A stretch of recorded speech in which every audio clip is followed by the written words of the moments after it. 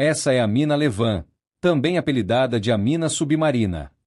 Foi inaugurada em 1820 e chegaria a 610 metros de profundidade na Terra, mas também a 1,6 quilômetros abaixo do Oceano Atlântico. Tenho certeza de que você pode imaginar o que aconteceria se um desses túneis falhasse. Incrivelmente, essa nem é a pior das condições. Essa é a história do desastre da mina Levan.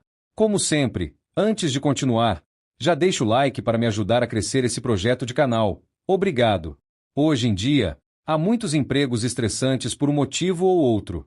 Alguns são simplesmente exaustivos ou emocionalmente desgastantes, mas o número de empregos que realmente ameaçam a vida é insignificante em comparação a algumas centenas de anos atrás. Embora algumas das melhorias possam ser creditadas a novas tecnologias de segurança e melhor treinamento, o verdadeiro motivo pelo qual as coisas melhoraram muito é a legislação. Porque não importa quantos ferimentos algo possa prevenir, não há nada como a ameaça de uma ação judicial para fazer com que uma empresa pague por equipamentos de segurança e exija seu uso. A mineração, em particular, nunca foi um trabalho fácil e ainda não é. No entanto, é muito melhor com coisas como eletricidade, fluxo de ar forçado, motores hidráulicos e ferramentas geológicas que podem realmente testar o quão seguro é cavar em algum lugar. No entanto, as pessoas que trabalhavam há apenas algumas centenas de anos não tinham acesso à maioria ou a todas essas coisas. Uma dessas minas era conhecida como Mina do Levante e estava localizada no extremo sudoeste da Inglaterra. Ela foi inaugurada em 1820 e era principalmente uma mina de cobre, mas também extraía estanho e pequenas quantidades de arsênio. Na época, o cobre e o estanho estavam prestes a se tornar muito importantes e muito lucrativos, já que podiam ser usados para fazer latão e bronze. Mas para as pessoas que trabalhavam lá, as condições nas profundezas da mina eram nada menos que horríveis. Alcançando cerca de 600 metros ou 2.000 pés abaixo da terra, a mina Levan era escura como breu, escaldante, e partes dela se estendiam horizontalmente por uma milha inteira abaixo do Oceano Atlântico. Praticamente implorando ao destino, um dos poços de mina, chamado 40 Baques, estava a apenas 12 metros ou 40 pés do fundo do mar. Se aquele túnel tivesse falhado, a mina teria enchido de água muito rápido para que qualquer um nos níveis mais baixos conseguisse escapar. Mas mesmo sem a ameaça de afogamento repentino literalmente pairando sobre a cabeça, o resto da mina não era menos tolerante. Com temperaturas às vezes chegando a 40 graus Celsius ou mais de 100 Fahrenheit, muitos dos mineiros eram forçados a trabalhar quase nus para evitar desmaios por insolação. Alguns nem usavam botas de trabalho porque elas iriam derreter com suor, o que os colocaria em risco de um pé de trincheira. E tudo isso teria sido feito na escuridão total se não fosse por um motivo. Antes de entrar na mina todos os dias, os trabalhadores coletavam um punhado de argila de uma pilha na superfície e a usavam para colar uma vela no topo de suas cabeças, ou em décadas posteriores, em seus capacetes. Como cada homem precisava das duas mãos para trabalhar, escalar e usar suas ferramentas, lanternas não eram uma possibilidade, e as minas eram muito grandes para pendurar luzes ao longo de cada passagem e mantê-las todas abastecidas. Então, por mais estranho que parecesse, essa era a única maneira real de ver alguma coisa lá embaixo. Claro, isso também trouxe um novo conjunto de problemas. As velas apagavam regularmente durante o trabalho e precisavam ser acesas novamente. Então os homens carregavam fósforos em recipientes de latão à prova d'água. Mas, incrivelmente, mesmo isso é apenas o começo. Todos os dias, centenas de homens desciam para a mina através de um de seus poços, com 80 escadas entre eles e o nível inferior. Uma vez lá embaixo, eles usavam furadeiras manuais para cavar canais finos na rocha, com cerca de 45 centímetros de profundidade, para encher com pólvora. Um estupim era então acionado, e o túnel era limpo, enquanto os homens esperavam a explosão quebrar as próximas centenas de metros de pedra. Depois, eles voltavam e limpavam os detritos com ferramentas manuais. As áreas mais delicadas, por outro lado, eram feitas inteiramente com ferramentas manuais. E depois que os mineiros passavam, outras equipes traziam toras e tábuas de madeira atrás deles para escorar a passagem, e repetiam o processo novamente. Enquanto isso, centenas de toneladas de pedra e minério precisavam ser transportadas por quilômetros, de volta aos poços da mina todos os dias, onde poderiam ser içadas e processadas. Isso envolvia o uso de várias carroças de mina de centenas de libras puxadas por cavalos e mulas acostumados a trabalhar no subsolo. Para piorar as coisas, e ainda mais cansativo do que já parecia, no final de um dia inteiro de trabalho, Os homens ainda precisavam subir e sair da mina pelos 80 lances de escada se estivessem no fundo. Este processo pode levar 1 hora e meia, sem mencionar a caminhada de volta para suas cidades natais depois. E para piorar a situação, as 3 horas diárias possíveis de subir escadas não eram horas pagas. Você só estava no relógio quando chegava ao seu andar da mina para um dos 3 turnos de 8 horas por dia, exceto domingo. Considerando tudo, a mina Levan certamente parece um dos piores empregos que uma pessoa poderia ter. Mas, apesar disso, entre 300 e 700 pessoas trabalhavam na mina na maioria dos anos, cerca de 2/3 delas no subsolo. O restante na superfície incluía muitas mulheres, crianças e homens com ferimentos que os impediam de trabalhar lá embaixo. O trabalho deles era quebrar o minério em pedaços do tamanho de punhos com martelos e separá-los por tipo para processamento. E aqueles que trabalhavam lá embaixo podiam ter apenas 14 anos e incluíam muitas pessoas desesperadas que não conseguiam encontrar trabalho em outro lugar. Também não era incomum que homens exaustos caíssem das escadas no final do dia de trabalho. E ainda mais ferimentos eram causados pela pólvora solta que flutuava no ar e incendiava as velas dos trabalhadores, cegando-os ou provocando explosões prematuras. Depois, os homens que estavam inconscientes ou muito feridos para subir de volta eram içados com cordas, ou mais tarde, com um desses contêineres, que era um par de baldes com seu próprio poço dedicado para levantar pedras e minérios das minas. Em 1840, as máquinas estavam começando a se tornar um pouco mais comuns e começaram a ser usadas na mina, e era assim que esses caçambas eram movidos. Basicamente, essas 2 caçambas se moviam ao longo de trilhos verticais dentro de um poço de mina, com um cabo conectando as duas por uma polia no topo. Então, quando uma descia, a outra subia. Isso significava que a máquina a vapor que as movia só precisava gerar energia suficiente para mover o próprio minério e não as caçambas, já que elas se contrabalançavam. Então, em 1857, 37 anos após a operação da mina, houve outra inovação. Um novo sistema foi instalado para os trabalhadores entrarem e saírem da mina.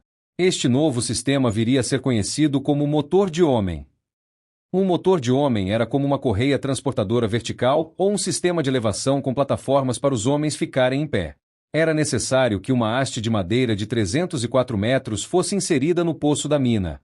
Então, a cada 3,6 metros, havia uma pequena plataforma de madeira presa a essa haste e um guidão na altura do peito. Então, no topo dessa haste, na superfície, havia um motor que levantava a haste 3,6 metros e depois a abaixava novamente 3,6 metros. Então, os mineiros esperavam a plataforma descer, subiam nela e eram elevados 3,6 metros. No ponto mais alto, eles desciam para uma plataforma presa à parede do poço da mina. Assim eles esperam a próxima plataforma descer antes de pisar novamente e repetir o processo mais 137 vezes para alcançar a superfície do fundo. Agora, obviamente, isso parece loucura, e era. Mas quando a alternativa era subir 80 escadas consecutivas, também é fácil ver porque os trabalhadores estavam realmente felizes com a nova máquina. Comparado à subida de 1 hora e meia pelas escadas, a máquina do homem levou apenas meia hora e foi muito mais segura para os mineiros exaustos a longo prazo. Embora o perigo de errar um passo e cair ainda existisse, foi uma melhoria para 1857, e até mesmo viu taxas reduzidas de problemas pulmonares e cardíacos, e maior expectativa de vida média para trabalhadores em minas que os tinham. E graças a uma série de engrenagens, o motor foi capaz de mover o peso total de 24 toneladas da haste carregada com apenas 30 libras de pressão de vapor por polegada quadrada. Então, independentemente de quão incomum parecesse, o motor do homem realmente foi uma melhoria. Por outro lado, o problema era que já na década de 1850, os primeiros elevadores modernos reconhecíveis começaram a ser usados. E mesmo entre motores do homem semelhantes, o motor do homem Levan era meio primitivo. Ele usava apenas uma haste móvel em vez de 2, o que efetivamente dobrava o tempo necessário para chegar ao topo ou ao fundo porque metade do tempo era gasto esperando em saliências fixas em vez de ir até uma segunda haste móvel. Além disso, usava um tipo de motor que podia ser instável e pouco confiável, que foi substituído em 1893, mas, naquela época, o motor já era praticamente uma tecnologia antiga. Mas, apesar disso, continuou a ser usado por quase mais 30 anos. Em 1919, 62 anos de uso constante desgastaram componentes e colocaram a máquina sob o estresse de milhões de repetições, transportando até 130 pessoas por vez. Centenas de peças individuais foram substituídas ao longo dos anos, mas, no final, era demais de qualquer maneira. Em 20 de outubro daquele ano, o turno da manhã estava terminando e os mineiros estavam fazendo as malas e começando a voltar para a superfície por volta das 15 horas. Muitos deles tinham acabado de sobreviver à Primeira Guerra Mundial apenas para retornar para casa, para uma economia em dificuldades e poucas maneiras de sustentar suas famílias. Repetidamente, aqueles homens e os trabalhadores antes deles disseram à gerência que a máquina do homem não era segura. Ela estava instável e as peças tremiam enquanto se movia.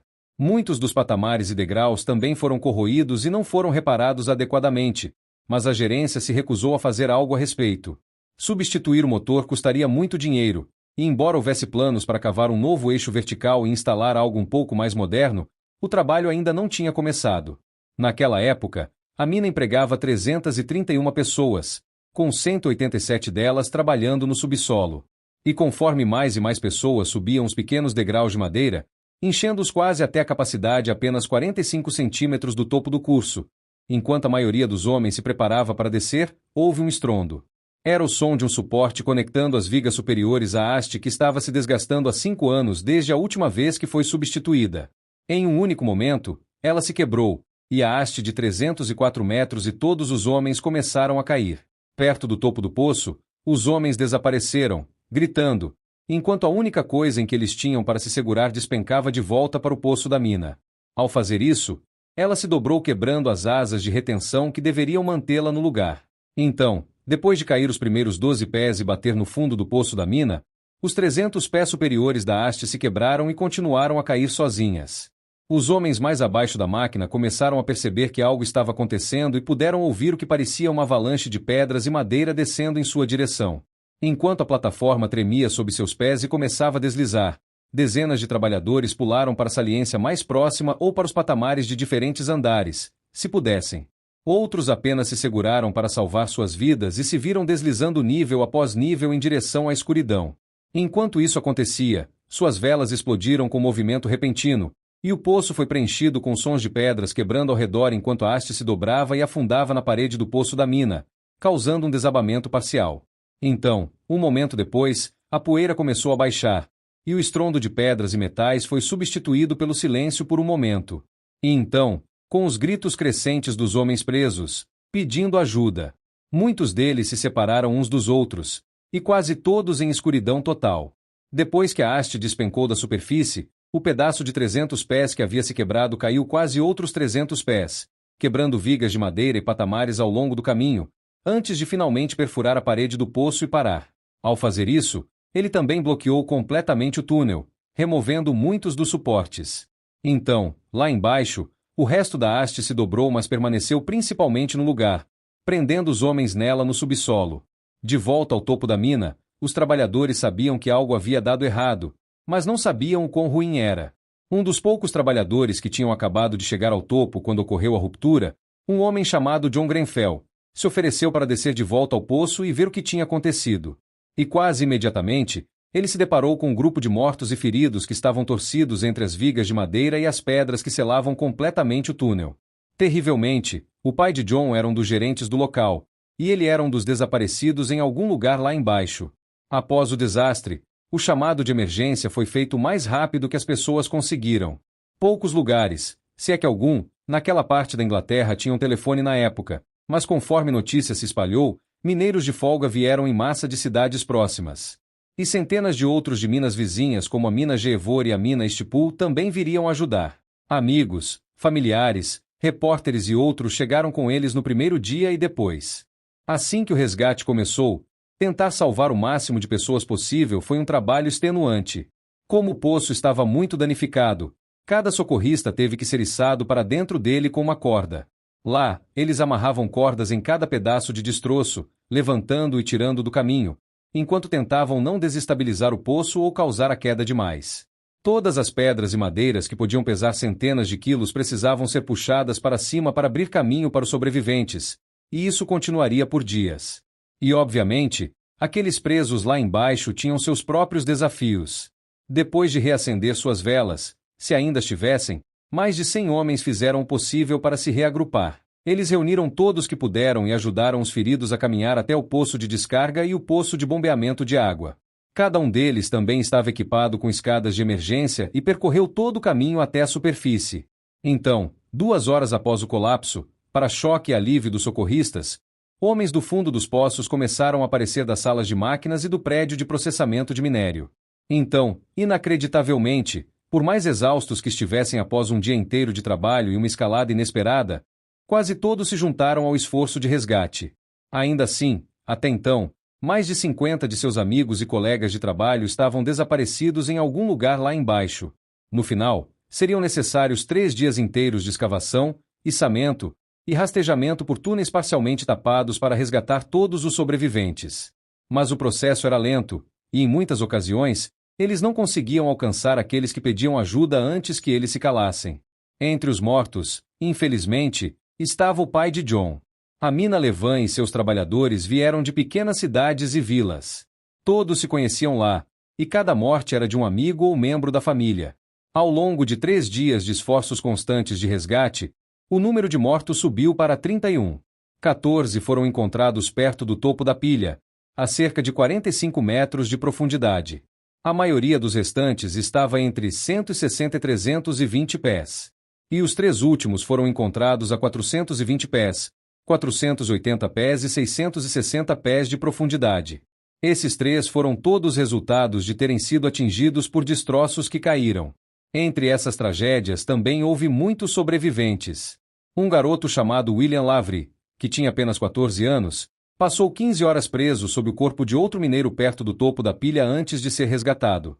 Ele foi o primeiro a ser retirado e teve uma clavícula quebrada, 8 costelas quebradas, e precisou de 36 pontos no rosto e na cabeça, mas depois se recuperou totalmente. Outro homem chamado Nicholas Thomas aguentou por 50 horas inteiras, apenas para falecer de exaustão após ser resgatado no caminho para a superfície. Tragicamente, 5 dos homens mortos sobreviveram à Primeira Guerra Mundial para chegar lá, e quase todos no condado conheciam alguém que morreu. Isso foi devastador para as comunidades locais. Além dos que faleceram, 19 menores sofreram ferimentos graves de algum tipo. E nem todos foram físicos. Um mineiro chamado Hal Feliz era um veterano da Primeira Guerra Mundial, cujo pai adotivo estava entre os mortos no desastre. No ano seguinte, em 1920, Ralph foi um dos primeiros a chegar a outro acidente de mina, que resultou na morte de outros 4. Essa foi a gota d'água para Ralph, e depois disso, ele sofreu uma fratura e nunca mais foi o mesmo. Uma investigação após o colapso descobriu que o suporte na parte superior da haste que havia quebrado foi feito de forma inadequada. O metal tinha falhas internas e isso levou à decisão controversa de rotular o evento como um acidente. Isso removeu toda a responsabilidade dos proprietários, apesar do fato de que nenhuma outra mina em toda a Cornualha ainda estava usando uma máquina manual, exceto a Levan. Todo o resto havia migrado para sistemas mais modernos e seguros. Isso deixou as famílias envolvidas sem qualquer compensação financeira, e muitos foram forçados a se mudar, pois não conseguiram pagar o aluguel de suas casas. Para tentar compensar as coisas, um fundo de desastre foi criado, e pessoas de todo o condado contribuíram, esperando arrecadar 15 mil libras. A seguradora das minas até pagou sem que os proprietários fossem considerados criminalmente responsáveis, e apoio e doações chegaram de autoridades, organizações de notícias e empresas locais. Um autor anônimo até escreveu um poema sobre o desastre, vendido por 2 centavos cada para contribuir com o fundo. Mas ele só poderia durar até certo ponto e, obviamente, não poderia trazer ninguém de volta. A mina em si continuou por alguns anos até 1930, mas era uma sombra do que era antes. Em 1967, o motor de feixe da mina ficou sob os cuidados do National Trust, que é uma agência de conservação e foi mantido como uma peça histórica. Outras partes da mina foram gradualmente reconstruídas, e a superfície foi restaurada. A mina Levan permanece aberta ao público até hoje, mas a parte subterrânea está firmemente fechada. Se você chegou até aqui, muito obrigado por assistir.